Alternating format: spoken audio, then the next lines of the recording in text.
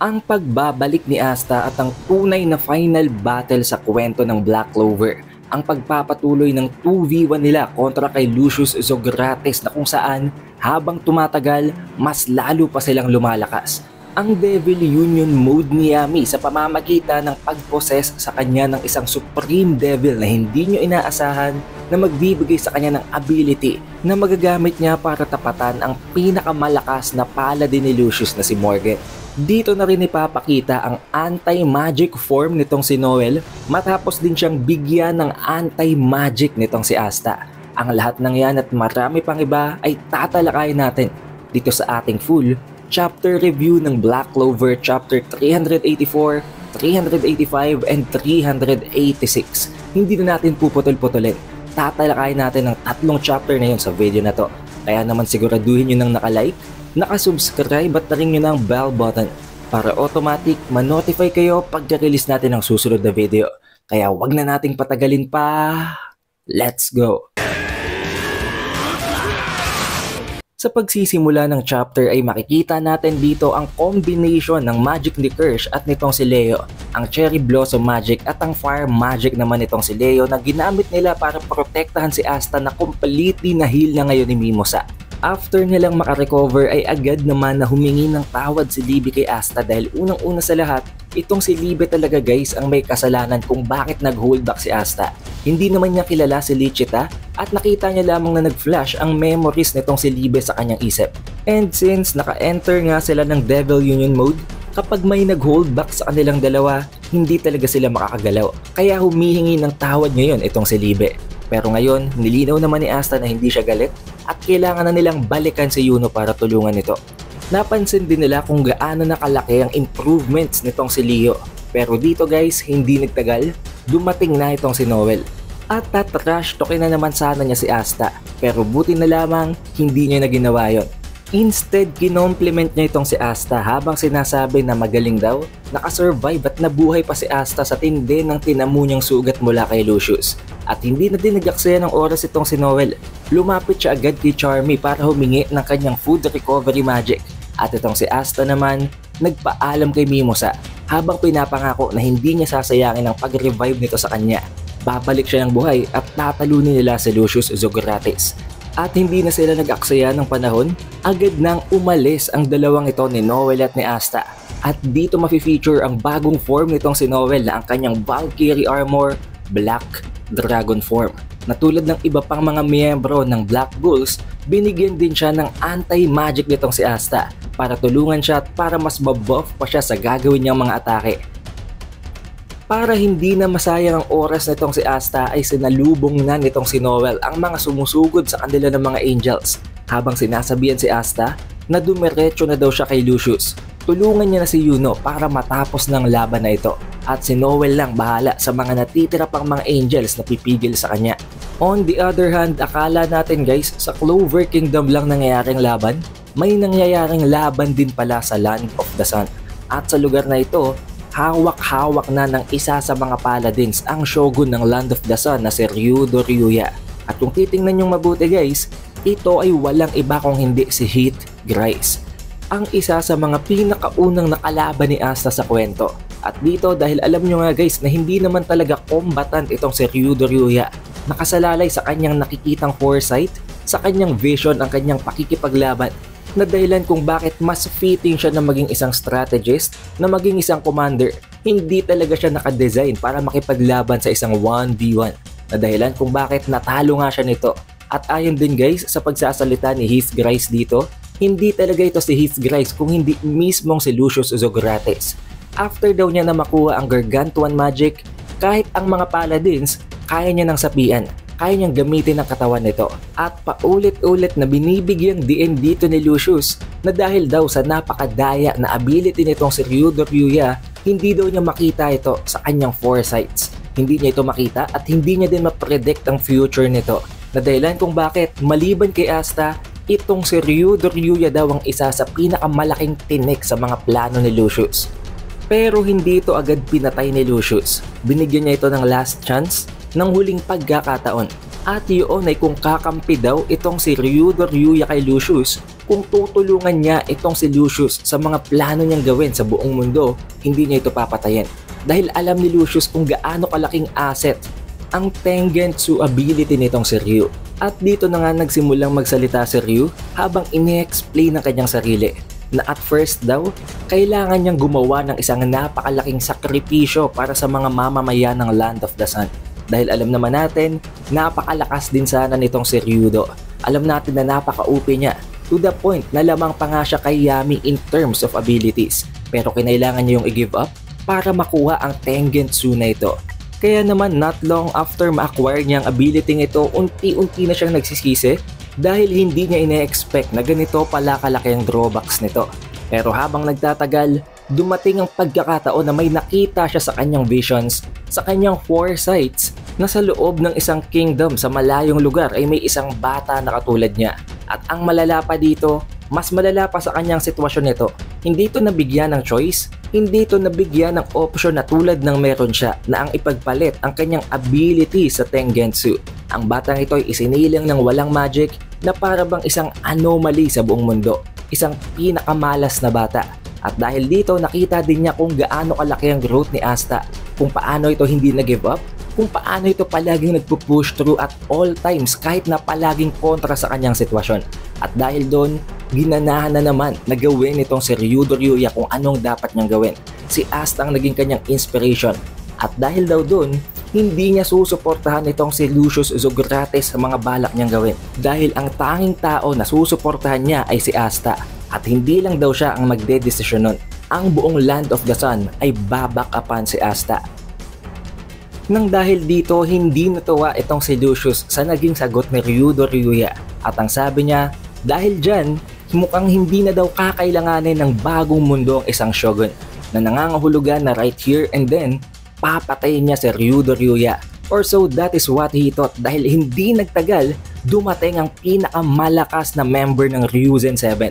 At sa pamamagitan ng isang overpowered na surprise attack, nakita nga natin dito guys na kahit na nababalot na ng bronze magic ang kanyang katawan, inando niya ang bronze magic sa kanyang kanang braso para lang makabuelo ng isang malakas na slash. At sa pamamagitan ng Z10 attack na yon, naputol niya ang ulo ni His Grace. And since wala pa naman tayong ibang nakikitang paladin sa loob ng Land of the Sun, it seems dito magtatapos ang scene sa Land of the Sun sa pagkamatay ng isa sa mga paladin na i-deploy dito ni Lucius. Switching of scenes na naman, makakabalik tayo ngayon sa Clover Kingdom na kung saan nagpapatuloy pa rin ang duelo ni Lucius at ni Yuno. Pero this time, ang advantage ay nagbabalik na naman kay Lucius Zograte dahil unti-unti na palang nawawala ang anti-magic dito kay Yuno. Dahil tulad nga ng binanggit nila, hindi ito permanent, temporary lamang ito nang dahil sa ibinigay sa kanya na sword ni Asta. Pero akala nitong si Lucius makukuha niya ng upper hand, pero tulad niya ng binanggit niya, malapit nang mag-run out ang anti-magic ni Yuno kaya inil-launch na ito ni Yuno sa isang napakalakas na one attack. At ito ay ang Black Meteorite. Dito tinamaan ang mukha nitong si Lucius at muntik na nga niyang maputol ang ulo ni Lucius dito. Kaya nagulat si Lucius, hindi niya ine-expect na kahit paubos ng anti-magic ni Yuno ay gagamit pa siya ng isang anti-magic attack. Pero dahil nag-fail nga itong si Yuno sa pagpatay kay Lucius, ubos na ngayon ang kanyang anti-magic at makakapag-rely na lang siya ngayon sa kanyang sariling magic na ang wind magic at ang kanyang star magic. Pero tulad nga ng binabanggit nitong si Ryudo Ryuya, it seems nakita na naman niya ang future dahil sa kanyang Tengensu at dito niya nakita na dadating at babalik na ngayon si Asta para tulungan si Yuno. Gulat na galit na ngayon itong si Lucius dahil akala nga niya napatay niya na si Asta. Akala niya na wala na ang flow of the world pero ngayon nagbabalik na naman ito at mahihirapan na naman siya sa isang 2v1 battle. Dito na din napansin ni Yuno na para bang napipikon na itong si Lucius habang sinasabi dito na ganun daw ba kalakas ang impact ni Asta sa kanya. To the point na nakita niya lamang na buhay ito, nagbago na naman ang kanyang mood. Pero inilabas na dito nitong si Lucius ang kanyang trump card. Gumawa siya ng isang paladin na version nitong si Lichita. Alam naman natin na ito ang ginamit ni Lucius previously para magkaroon ng opening ang Devil Union mode ni Asta. Kaya ginamit niya ito ngayon. sinusubukan niya na i-take advantage na naman ang emotion nitong si Libe. At dito nga, nagalit na itong si Yuno habang sinasabi na napakadumi daw talaga gumalaw nitong si Lucius. Pero ang sagot ni Asta at ni Libe, walang problema dahil napag-usapan na nila ito. Kahit nalabag ito sa loob ni Libe, inalala niya kung anong huling napag-usapan nila ni Lichita, na kahit daw mamatay si Lichita, siguraduhin niya na hindi sasayangin itong si Libe ang buhay na ibinigay nito sa kanya. Kaya naman for now, alam nitong si Libe kung anong dapat niyang protektahan at yun ay ang kanyang sarili at si Asta. Kaya naman sa clash na nangyari sa gitna nilang dalawa ay hindi na nag-hesitate itong si Libe na patayin ang Paladin version ni Lichita. Pero dahil na rin dito, mas lalo lang napikon itong si Asta kay Lucius habang sinasabi na ihanda daw ni Lucius ang kanyang sarili dahil this is the final battle. At dito guys, magpapatuloy ang 2v1 sa gitna ni Yuno, ni Asta at ni Lucius Zogrates. And daw magpro-proceed na tayo ngayon sa chapter 385 na pinangalanan ni Yuki Tabata ng The Foolish Gambler na maiintindihan nyo once na lumabas na ang plot twist sa chapter na ito. Dito na guys, magpapatuloy ang laban ng tatlong ito habang tinetake advantage at niu-utilize nitong si Lucius ang paggamit ng mga chains na pumipigil sa magic na hindi naman tatalab kay Asta pero for sure tatalab ito kung tatamaan ito si Yuno. At napakaganda ng panels na ito guys. Walang dialogue, walang kahit na anong text. Sa napakarami and almost 1/4 na part ng chapter, puro bakbakan, puro fight scenes at talagang hindi kayo mabibitin dito once na ma-animate ito. This will surely be peak. Umating din sa point na napilitan na itong si Lucius na mag-rely sa dalawang swords dahil talagang iniipit siya nitong si Yuno at nitong si Asta na dahilan kung bakit habang ginagamit niya ang kanyang chains, ginagamit niya ang sword at nagagawa din niyang i-push back ang dalawang ito hanggang sa dumating sa punto na sa sobrang tindi ng ginagawang laban na pabagsak nila ang Royal Castle. Sa sobrang tindi ng level of focus ng dalawang ito, ni Asta at ni Yuno, maging ang dalawang spirit nila at ang kanilang demon ay talagang nakafocus na din. Laser focus talaga sila, maging itong si Libe at maging itong si Bell. Pero habang nagtatagal ang laban, dito na nare-realize ni Lucius na may mali. Habang tumatagal, mas lalo pang lumalakas at mas lalong nag-i-improve si Asta at si Yuno dahil pilit nilang ino-overcome, pilit nilang nilalamangan ng isa't isa to the point na nagkakaroon sila ng mas deeper pa na connection. Mas bumibilis ang movement, mas nagiging mas accurate ang kanilang mga atake. At iniisip dito ni Lucius na hindi malabong hindi magtagal, mapatay talaga siya ng dalawang ito. Now for sure, ito ang isa sa mga bagay na hindi nyo ine-expect. Nanunood pa rin guys ang isa sa mga Supreme Devils na itong si Adramelech sa nangyayaring laban. But this time, para bang unti-unting nagpe-fade away na ang ngiti sa kanyang muka. Para bang hindi niya na gustong nangyayari habang nakikita at nawi-witness niya kung gaano ka-OP ang powers, ang magic at ang abilities ng Paladin Morgan. Nakikita niya dito na unti-unti kahit na anong bagay ang lumapit dito kay Morgan, dinidisintegrate niya lamang ito. Sa pamamagitan ng kanyang light magic, tinutunaw at winawasak niya ang lahat ng bagay sa paligid na mas lalo lamang nagpapalakas ng dark magic niya na para bang kino-complement ng dalawang magic na yon ng isa't isa. Kaya naman maging ang trio nitong si Yami, ni Ichika at nitong si Nact ay nababacked into a corner at nagulat na lamang itong si Nact nang biglang mag-appear si Adramelech. Gulat na gulat siya dahil alam niya na ito ang Supreme Devil na nag-aid dati kay Lucius Zogrates. Alam niya na may kinalaman nito sa mga nangyayari ngayon. At ngayon na naiipit pa sila ni Morgan, hindi niya alam kung ano na ang magagawa nila. Pero nagbago ang lahat nang tanungin sila ni Adramelech kung gusto daw ba nila ng tulong. At first, hindi makapaniwala si Nact dahil alam niya na napaka-imposible nun. Napakalabo at mataas ang tsansa na nililinlang lang sila ni Adramelech. Pero ang unang nagtanong ay si Yami dahil alam niya na wala silang choice at mataas ang tsansa na baka mapatay lang sila ng Paladin Morgan kung hindi sila gagawa ng panibagong plano. Tinanong niya si Adramelech, anong rason? Bakit naman daw tutulungan sila ng isang Supreme Devil? Kung ganun nga na nakita nila previously si Lucius ang tinutulungan nito. Na inexplain ni Adramelech ng napakasimple. Napaka-predictable daw ng mga nangyayari. Alam niya kung anong magiging kalalabasan nito at mataas ang tsansa na mapapatay silang lahat ni Lucius, mababago ang mundo na alam na niya already. Na nangangahulugan guys na wala na daw kahit na anong excitement doon.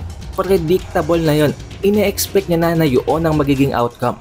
And especially maging dito sa laban na ito, hindi nila matatalo ang Paladin Morgan kahit anong gawin nila. Kaya ang offer nitong si Adramelech ay ang hayaan daw ni Yami na iposes nitong si Adramelech ang kanyang katawan.